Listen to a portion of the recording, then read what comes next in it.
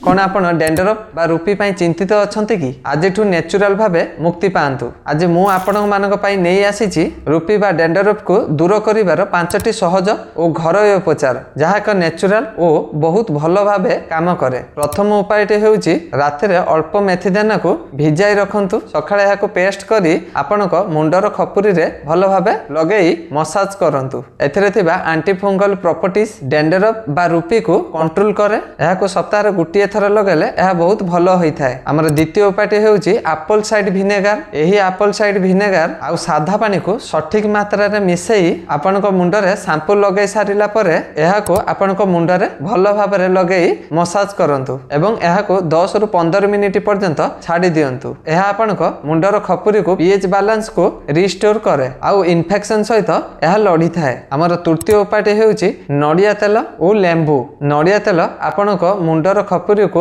Moisturiser करे एवं लेंबू रस आपणक फंगस को कंट्रोल करे। अल्प गरम तेल रे लेंबू रस मिसेई 30 मिनिट पई आपणक मुंडर खपुरी रे लगाई एहा को रखंतु। आमर चतुर्थ उपायटी हेउची लेंबू रस आउ दही। दही रे टिके लेंबू रस मिसाई एहा को चुटी रे लगाई 30 मिनिट पर्यंत छाड़ी दियंतु। एहा आपणक डेंडरफ बा रूपी को बहुत जल्दी कंट्रोल करि थाए। पंचम उपायटी हेउची लिंब पत्र पानी। एही पानी को आपणक चुटी रे लगांतु किंबा लिंब पत्र को पेस्ट भावे करी एहा को लगांतु। एहा मध्ये आपणक डेंडरफ बा रूपी कमिबारे सहायता करे। ए सब उपाय पूरा पूरी नेचुरल एवं एहा डेंडरफ पई बहुत इफेक्टिव होई थाए। एहा को थरे ट्राई करंतु एवं निश्चय कमेंट रे आसी कहंतु एवं एई भली आहुरी टिप्स पाइबा पई चैनल को सब्सक्राइब करबा को भूलिबेनी। रहिली जय जगन्नाथ।